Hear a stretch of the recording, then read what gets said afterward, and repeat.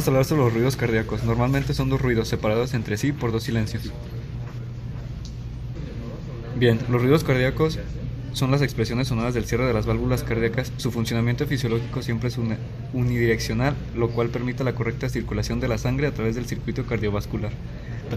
El primer sonido corresponde al comienzo del sístole ventricular. Es más profundo y largo que el segundo. Esto es el resultado del cierre de las válvulas mitral y tricúspide y de la apertura de la aórtica y pulmonar. Segundo sonido. Este coincide con el comienzo del diástolo ventricular. En este, el resultado del cierre de las válvulas sigmoideas o semilunares y la apertura de las válvulas auriculoventriculares, tricúspide y mitral. Sin embargo, existen ruidos que no son producidos por el cierre de las válvulas. Por mencionar algunos, podemos encontrar los llamados soplos cardíacos. Un soplo es un ruido silbante, chirriante o áspero.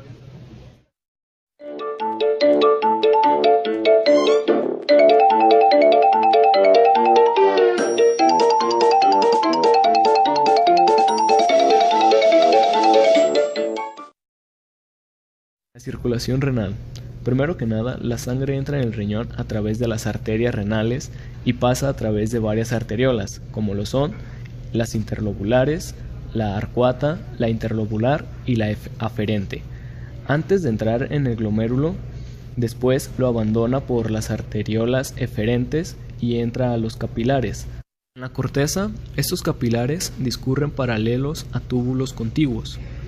Además, las porciones de las arteriolas eferentes de los glomérulos yuxtamedulares entran en la médula y forman los capilares vasa recta.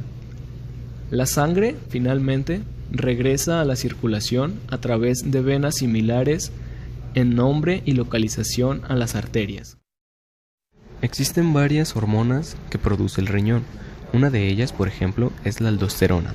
Es una hormona esteroidea sintetizada en la zona glomerular de la corteza suprarrenal.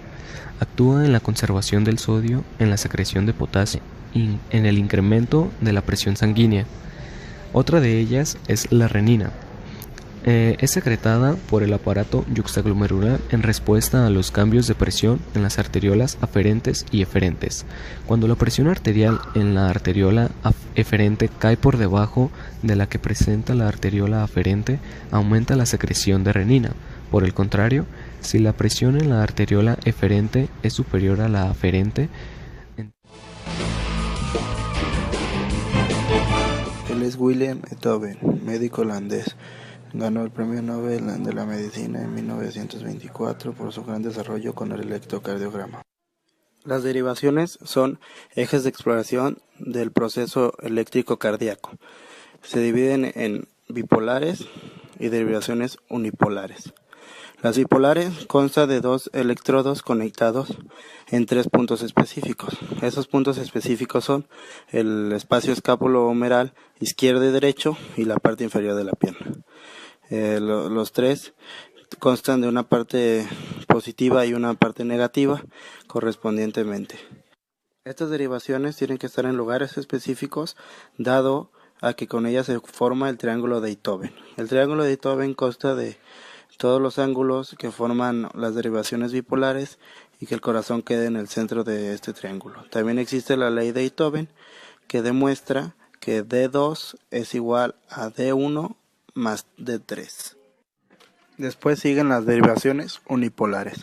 Estas derivaciones aumentan la amplitud de su trazo, por eso tienen el nombre de ABR, ABL y ABF, que significa la B significa voltaje, la R significa right, la L left y la F foot. Estas se conectan a través de 13 electrodos derivadores exploradores. Estos tienen que ser dos positivos para que haya una carga neutra y otro positivo. También se colocan en los tres sitios escápulo humeral izquierdo y derecho y la parte inferior de la pierna.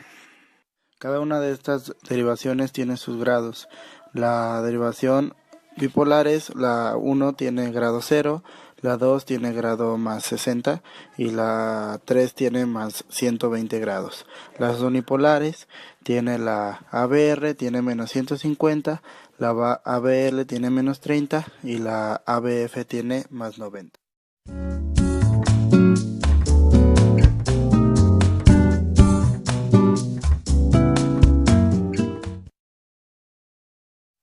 Circulación portal.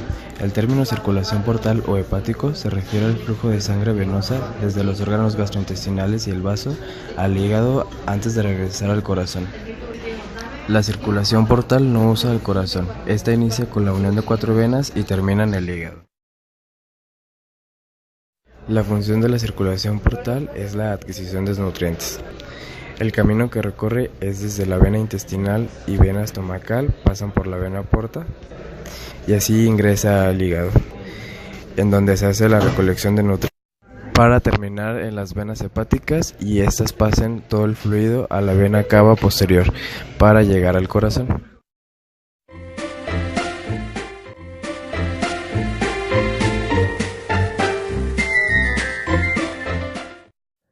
La circulación craneal.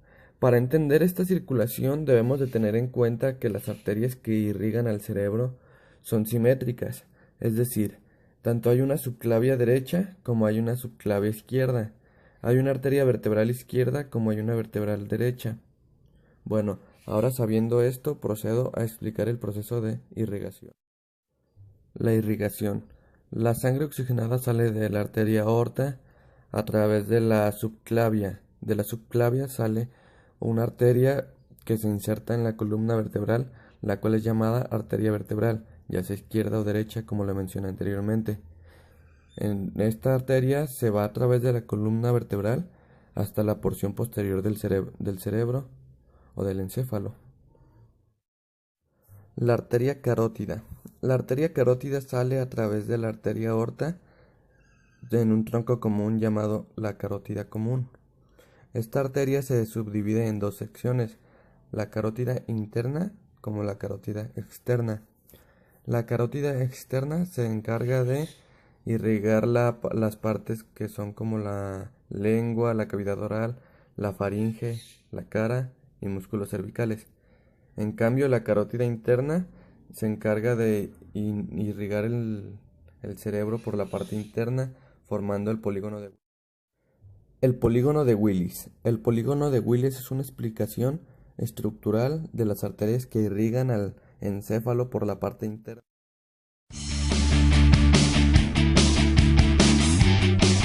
Saludos y buen día. El día de hoy les hablaré sobre la circulación fetal. Primero, ¿qué es la circulación fetal? La circulación fetal es el proceso que irriga el sistema cardiovascular de la madre con el del feto o la cría aún no ha nacido. Su principal función son 2, aportar oxígeno y aportar nutrientes hacia el feto mediante el cordón umbilical. Primero hay que sentar ciertas bases que son que el sistema cardiovascular del feto, a diferencia del niño que ya nació, no está completamente desarrollado y tiene muchas diferencias. La principal y la más importante es el que la madre le suministra oxígeno vía cordón umbilical, vía sanguínea, al feto, y ya que en una cantidad muy baja, alrededor del 32%, ya que los pulmones del feto aún no se han desarrollado completamente, están llenos de líquido amniótico, el cual les previene de que se dañen por el flujo sanguíneo. Ahora es el turno de las estructuras fetales. ¿Qué son? Son aquellas que recubren al feto durante su formación y de alguna manera u otra lo ayudan con la misma formación. Dentro de las cuales encontramos la placenta, que es donde se encuentra el feto por dentro, el feto como tal, el útero, que es donde se encuentra dentro de la madre, la matriz, el cordón umbilical, muy importante porque es el que le lleva todos los nutrientes y el oxígeno al feto, y también regresa lo que el feto ya no necesita. Tenemos la pared uterina dentro del mismo abdomen y el saco amniótico, que es el que contiene el líquido amniótico y el que contiene el feto, que es donde se desarrolla, y de esa manera el feto se desarrolla con hipoxia, que es lo que permite que los pulmones no se dañen o no se arriesguen a sufrir algún daño durante la circulación sanguínea.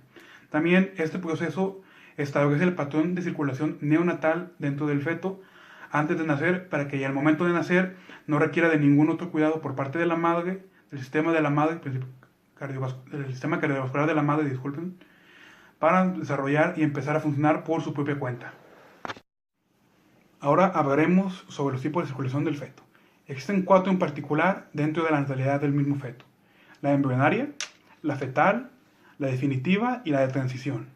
En esta vez solo nos enfocaremos en la fetal, al igual que me gustaría nombrar otras características de los pulmones del feto, de los cuales, como ya mencioné, se desarrollan en un bajo 32% de oxígeno, lo que se denomina hipoxia. Disculpen. La nutrición fetal se da a través de la sangre, que es la que lleva tanto oxígeno como los nutrientes para el feto, para nutrirse a través del cordón umbilical. También los pulmones del feto, así como todo el feto en general, se encuentran rodeados de líquido amniótico dentro del mismo vientre de la madre, lo que protege al feto y lo ayuda a desarrollarse de manera más óptima. Y ahora, mediante este diagrama hecho a mano, les hablaré más a detalle sobre la circulación fetal. Empieza aquí, en la placenta, aquí es donde se encuentra la cría o el feto en desarrollo.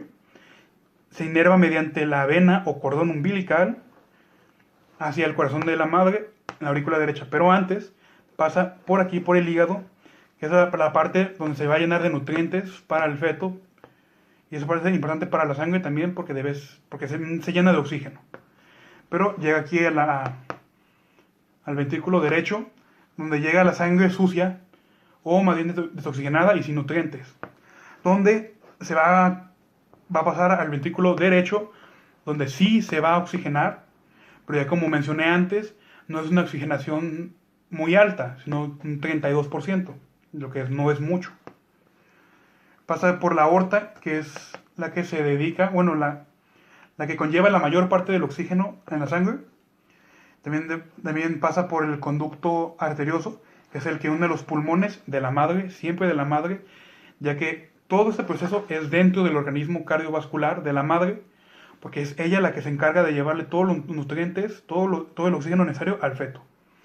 Ya habiendo mencionado esto, ya pasa por la aorta una combinación de sangre sucia o desoxigenada y sangre limpia u oxigenada, disculpen, que pasa por todo el conducto hasta las arterias umbilicales, son estas dos. De esa manera inervan el cordón umbilical. La arteria aorta tiene como base aquí como base los cuerpos ciliados, no es muy importante, pero lo importante sí son las arterias umbilicales, que ya después de todo este proceso que se dio, vuelven a inervarse en el cordón umbilical para llevar ahora sí esta combinación de sangre oxigenada, desoxigenada y con nutrientes hacia el feto.